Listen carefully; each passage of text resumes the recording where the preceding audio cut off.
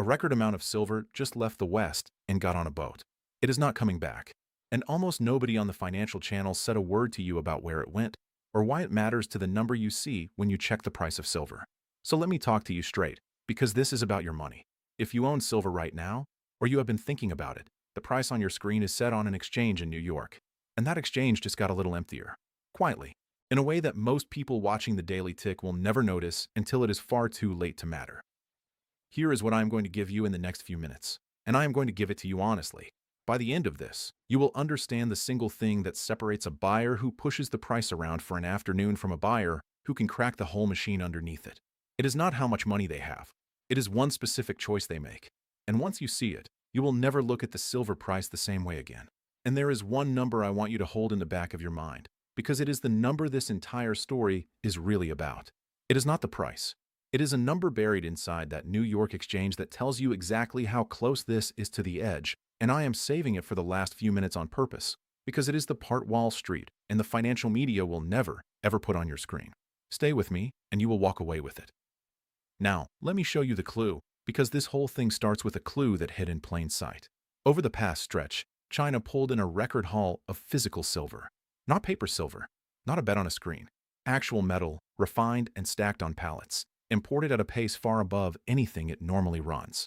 At the same time, the vaults in Shanghai got drawn down hard enough that at the stress point silver inside China was trading at a real premium to the price in London. And when the price inside a country runs above the world benchmark, that is not a rumor and it is not a headline. That is a magnet.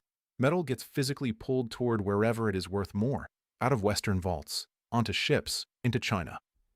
Follow that with me for a second, because this is where it gets interesting, and this is the thing the West keeps missing. Everybody stares at the price. The price went up, the price went down, silver had a rough patch, silver bounced back. And yes, silver just came through a hard shakeout, knocked down into the mid-50s in a fast, ugly flush before it clawed its way back above 60, and gold has pushed back over 4,100 to a multi-week high with a lot less drama. That is all real, and if you held silver through that drop, you felt every minute of it. But the price is the scoreboard. The clue is not on the scoreboard. The clue is in the cargo hold. Because a determined buyer taking physical metal off an exchange does something to that exchange that no amount of betting on the price can ever do. And to understand why, I have to take you back about 45 years to two brothers from Texas who figured this out the hard way and paid for the lesson so you do not have to. Go back to the end of the 1970s. Meet Nelson Bunker Hunt. His father had been one of the richest oil men in America, and Bunker had inherited both the fortune and a deep, bone-level distrust of paper money. He watched the dollar being cut loose from gold. He watched inflation eat into everything, and he came to one conclusion that, it turns out, was completely correct. He decided that paper promises were going to fail, and that the only thing worth owning was the real, physical thing you could put your hands on. So he and his brother started buying silver.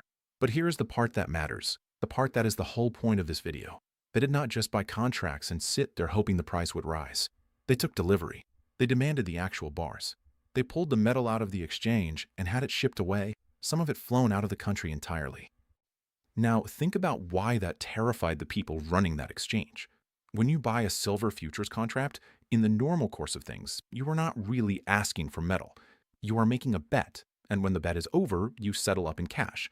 And the same pile of physical silver sits in the vault, backing thousands of these bets at once. That is the quiet assumption the entire paper market is built on. Almost nobody actually shows up asking for the bars. The system works precisely because you do not take delivery. But the Hunts did. They stood there and said, "We do not want your cash. We want the silver. Hand it over." And every time they did, the deliverable pile in that vault got smaller. And silver went from single digits up toward $50 an ounce. And the gold to silver ratio, how many ounces of silver it takes to buy 1 ounce of gold, compressed all the way down towards 17, a level it had not seen in generations. They were right about the scarcity. Provably, historically right. So how does the story end? Not the way right should end. Because when the deliverable metal started running dangerously thin and the exchange realized the physical could not cover the claims, the people who run the market did not tip their hat to the men who had called it correctly. They changed the rules. The exchange brought in what became known as Silver Rule 7, which restricted buying silver on borrowed money, and in effect turned a market where you could only buy into a market where you were being forced to sell. The hunts were leveraged, and when the rules flipped under their feet, the price collapsed, and they got hit with a margin call north of $100 million. They were destroyed. Right about the metal, and destroyed anyway. I want you to sit with that lesson, because it is the one that protects you. A claim is not the metal. Being right that silver is scarce did not save them, because what they were holding at the leveraged edge was a paper position that somebody else got to redefine. The people who came out of that era whole were the ones who owned the physical thing outright, free and clear, that nobody could rewrite the rules on. And that is exactly where this touches your life, right now, today, at your kitchen table. Because if you are sitting on $100,000 or more in a retirement account, a 401k, an IRA, anything you spent a working lifetime filling, this distinction between owning the real thing and owning a promise on it is not academic. It is the whole ballgame. So let me stop for a moment and give you something practical. I put together a free retirement protection guide that walks through, in plain English, how some retirees are moving a portion of their savings into physical gold and silver, metal they actually own, held inside the tax-advantaged account they already have, without triggering taxes or penalties to do it. If you are watching this on your TV, just scan the QR code on your screen. If you are on your phone or your computer, go to jeffreedguide.com. And if you go through it and you want to talk it over with a human being, there is a free, no-obligation, one-on-one educational session for folks with $100,000 or more in any retirement account. No pressure, nothing to buy, just straight answers. All right, now let me get back to the clue, because we have only seen half of what makes it dangerous. Okay, here is the part that actually changes everything, and almost nobody connects these two stories. Watch this. The Hunt brothers were two men, wealthy men, but two men, using borrowed money, exposed to a margin call, vulnerable to exactly the rule change that took them down. Now look at who is standing at the delivery window today. It is not two brothers for Texas. It is a nation running an enormous trade surplus, sitting on a mountain of dollars it would rather turn into hard assets, buying with cash, not leverage. And you cannot send China a margin call.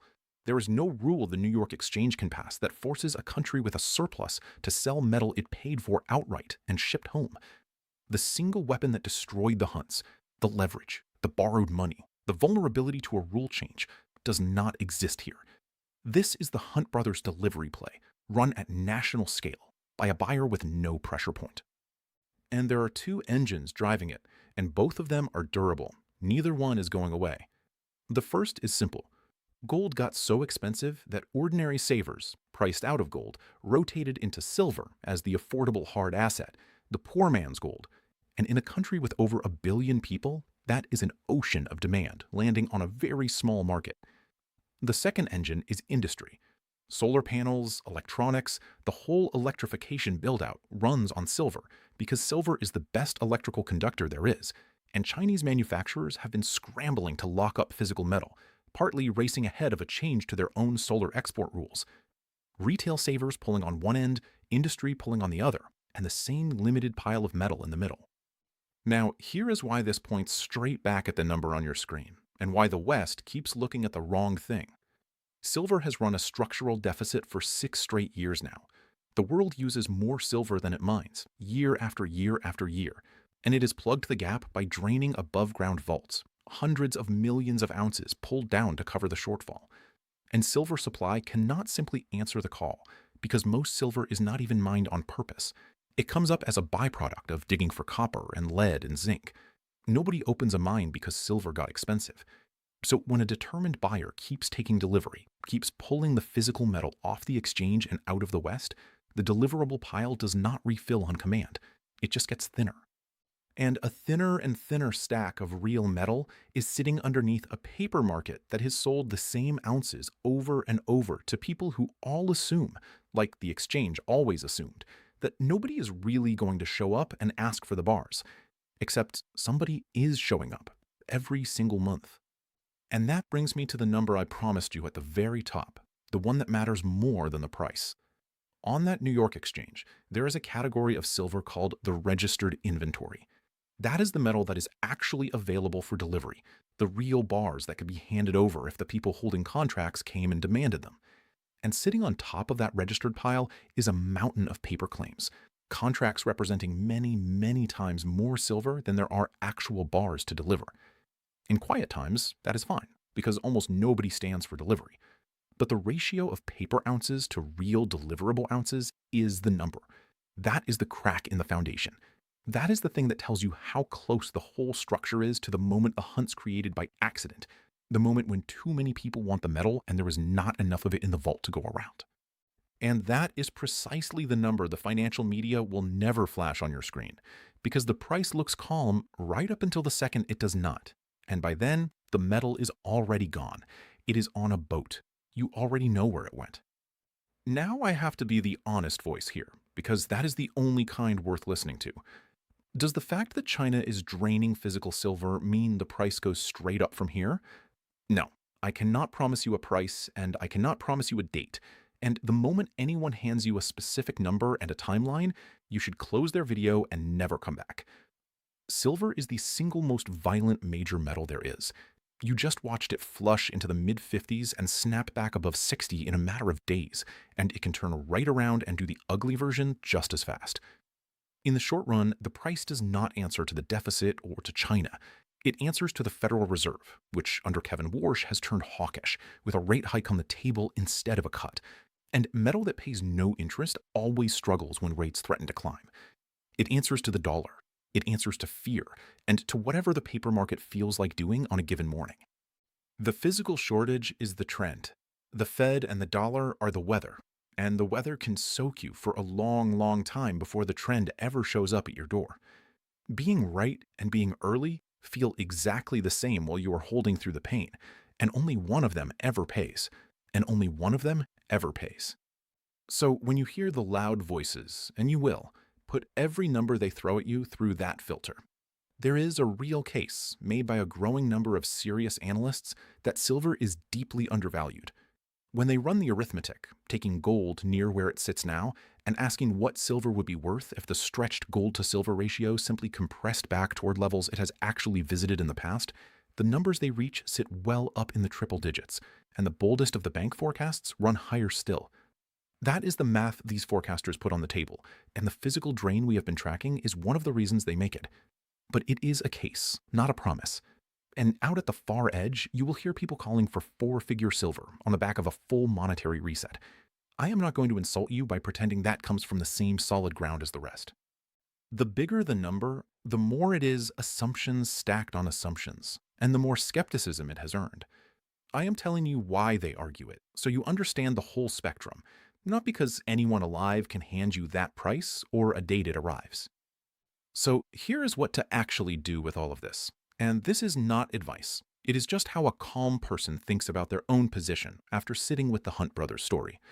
First, and this is the one the whole video has been building toward, own the metal, not the promise. The people who survived that era whole were the ones holding the real thing that nobody could redefine underneath them, not a leveraged claim someone else controlled. Second, size your position so a shakeout like the one that just happened cannot force your hand. If a drop back into the 50s would force you to sell at the bottom to cover a bill, your position is too big, no matter how right the thesis is, because being forced to sell in the valley is how right people still lose everything. And third, never sell into the shakeout. The shakeout is the machine that transfers metal from the people who panic to the people who own. Do not be the fuel. The Hunts got shaken out by a rule change. Do not get shaken out by your own nerves. If you are on your TV, the QR code is on your screen one more time. If you're on your phone or your computer, go to jeffreedguide.com. It costs you nothing to be informed, and here is the only honest reason to look now. Not fake urgency, but the plain truth that the time to think a decision like this through calmly is exactly when nothing feels like an emergency, which is right now, not the day the vault runs dry and everyone panics at once. And for those of you who stayed with me all the way to the end, here is something just for you. If you have $100,000 or more in any retirement account, and you mention that you watched this full video, you can claim a free, one-on-one, no-obligation educational web conference, a real conversation about the difference between what you actually own and what you only think you own. No pressure, nothing to buy. That is for the folks at that level who made it all the way here, and you are one of them. So let me answer the question this whole video started with. Will that exchange in New York actually feel it now that China is pulling record physical silver off of it? Yes, it will. And now you understand why. In a way, almost nobody around you does. Not because of the price, which can be pushed up and down in seconds by people who never touch an ounce of metal, but because taking delivery is structurally different from placing a bet. And two brothers from Texas proved that 45 years ago with borrowed money and got destroyed for being early. China is running the same play with a nation's surplus and no margin call anyone can send. The metal is leaving. The deliverable pile is getting thinner, and the paper claims stacked on top of it have not gone anywhere. That record haul of silver got on a boat, and it is not coming back. The question is not whether the exchange feels it. The question is whether you understood what it meant before the calm broke, or after. You just did it before, and that is the whole advantage.